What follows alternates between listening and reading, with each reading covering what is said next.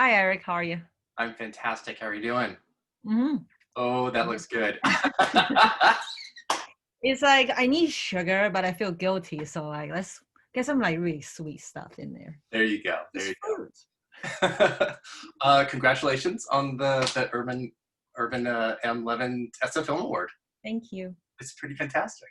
Yeah, thank you. Um, I want to ask, when you're adapting an existing work like you did with Nomadland, how do you make it your own?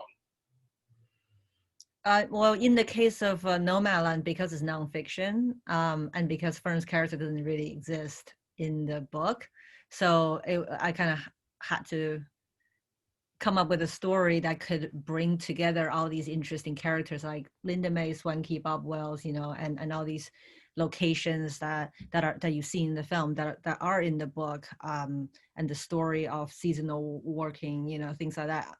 So I had to sort of come up with that, and it didn't feel like I need to make an extra effort to make it my own because of that. Hmm, okay. Um, you use non-actors in in your films so much to really, really great effect. What attracts you to casting non-actors, and why do you think they trust you in the process? Well, I someone said to me once, if you can't afford to hire a great actor to play a car salesman, just find a car salesman.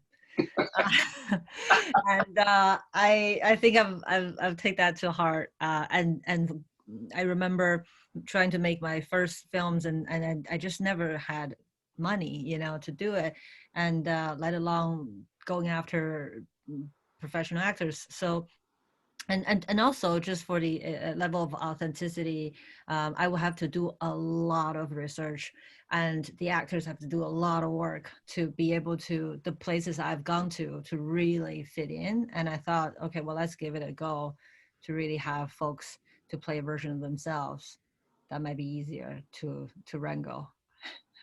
And they trust me. Well, they, I become friends with them, and Yeah. um, well, you kind of have to get to know people on a human level first, before you should make films about them. Yes. Uh, how did you find Swanky and Linda May? Oh, I mean, thanks to Jessica Bruder, who wrote the book Nomadland. They are heavily featured. Actually, Linda May is Yes. the main character in the book. um, they're really, when you read the book, they're so vivid. You go, Jessica, obviously there's a reason why she was drawn to them. Yeah. So we owe that to Jessica big time. Your next film, Eternals, Mhm. couldn't be any further from the types of films that you've done. How did you decide to make that leap, and what are you going to bring, uh, or what did you bring to that film from the films that you had done before? Well, I grew up with a very strong manga roots. That's I wanted to be a manga artist. That was my longest dream, and I just wasn't very good at drawing. So that was my first attempt to tell stories, and I have been a fan of the MCU for the last decade. So I decided to reach out to them and see if there's something we can do together.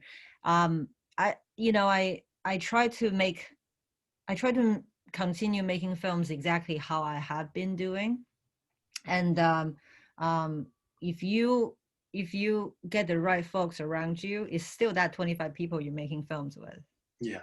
They just have an army on each side, but I don't know who they are. So creatively, it's not that different. I try not to think about, just because it's not the same genre, it has to be a different way of making films. And I think that's why they wanted me there. And I think it's just about the chemistry, coming to a brand new world with the same type of principles of storytelling, and then see how it fits. I love that. And what do you want to do next?